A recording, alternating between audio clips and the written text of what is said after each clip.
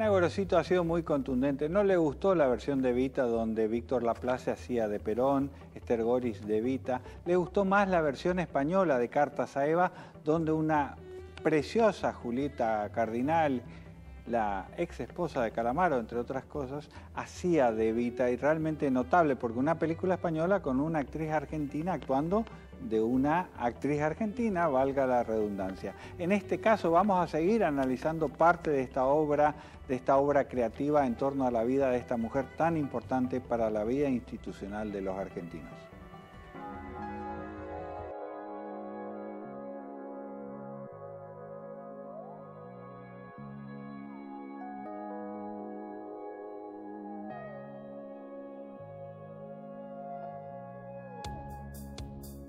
Hay que también entender el contexto. Acá no se trataba de caridad cristiana, ¿no? Es decir, hay que recordar primero que el ascenso de Perón al poder, primero a través de la Secretaría de Trabajo y Previsión, y luego de su fugaz encarcelamiento finalmente a la presidencia de la Nación por el voto popular, implica, se da en un momento de profunda transformación de la Argentina en función del estado en que habían quedado los países europeos y principalmente la potencia colonial que nos dominaba, que era Gran Bretaña, después de la Segunda Guerra Mundial, ¿no? Entonces, ¿qué ocurre? Argentina queda ahí con un importante saldo a favor en materia de deuda externa, porque había seguido proveyendo básicamente de materias primas y alimentos poco elaborados a Europa. Eso permite, por ejemplo, que parte de ese saldo de la deuda externa que tenía Inglaterra, notablemente con nosotros, se cobre con los ferrocarriles y se nacionalizan los ferrocarriles, mientras se va produciendo un proceso formidable de industrialización que se llamó y se llama por sustitución de importaciones. ¿No es cierto? Ese primer momento, entonces, ¿qué va generando? La afluencia de mucha gente de las zonas rurales a las ciudades, su incorporación al ejército industrial activo, es decir, la importancia creciente que tienen los trabajadores dentro de la sociedad argentina. Pero mientras este proceso se da, ¿sí?, hay un montón de necesidades a resolver. Y esa necesidad de urgencia, que no pueden esperar a la creación de fuentes de trabajo, la mejora de los salarios, la aparición de los convenios colectivos de trabajo, se hace a través de la Fundación. Es decir, la Fundación cubre lo urgente, mientras que el gran proceso a partir del Ministerio de Economía, del Ministerio de Trabajo y Previsión, van desarrollando lo importante, aquello que todavía sigue siendo herencia y patrimonio nacional. Si vos recorres, inclusive en Misiones, te vas a dar cuenta, escuelas que fueron creadas en esta época y siguen siendo maravillas, o viajás, qué sé yo, lo mismo en el sur, es notable, por ejemplo. El hogar escuela, que para esa época se crea en Comodoro Rivadavia para los niños de la población rural, allá el invierno, antes por lo menos en mi época era había mucha nieve, ¿no? Entonces los niños, para poder concurrir a la escuela de manera regular, se creó un fantástico hogar escuela, que es una maravilla edilicia. Bueno, en el 55 se destina al liceo militar y ahí van los niños de las familias de la ciudad, de las familias bien de la ciudad. Es decir, el cambio de óptica en este sentido de destino social de las cosas fue notable. Yo misma, digamos, estudié en un colegio secundario, el Perito Moreno, también en Comodoro.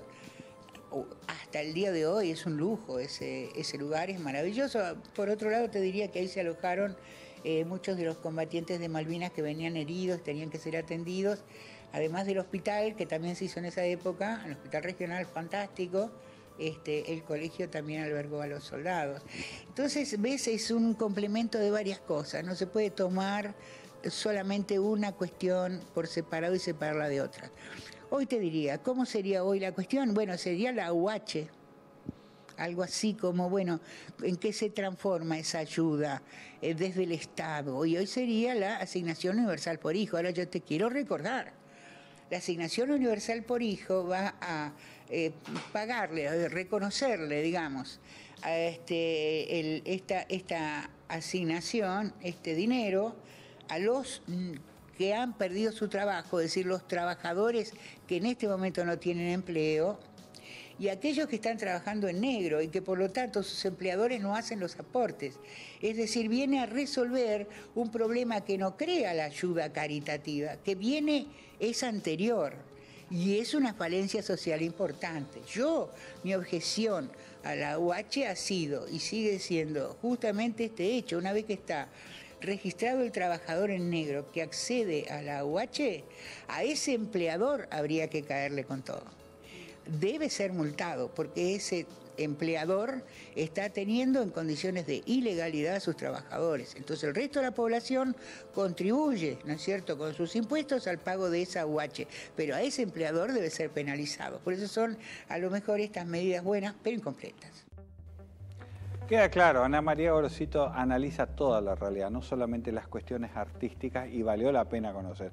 Pero para volver un poco atrás, vamos a decir, hubo una ópera que se llamó Evitango. La música la hizo Mariano Moreno, un intérprete de tango. La cantante se llama Diana Pereira e hicieron una versión hermosísima, podemos decir quizás más linda que la misma de la ópera rock Evita, que se llama Volveré y seré millones. Con ella nos vamos al corte, no se vayan, que enseguida seguimos con más Derecho al Autor.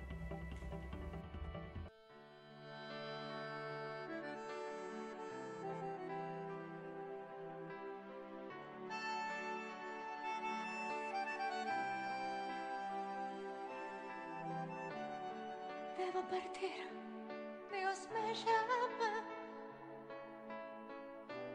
y a Dios no se va llorando. Emprenderé mi camino, pero he de hacerlo cantando.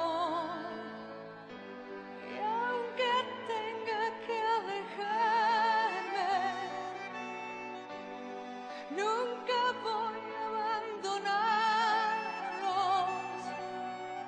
Volveré cada mañana. Volveré para abrazarlos. Volveré,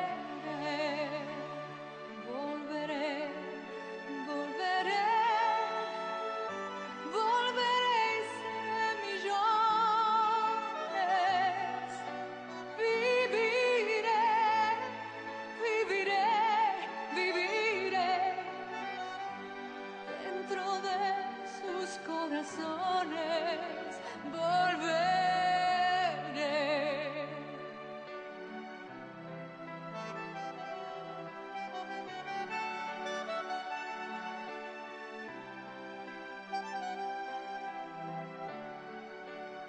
Nunca habrá un manto de olvido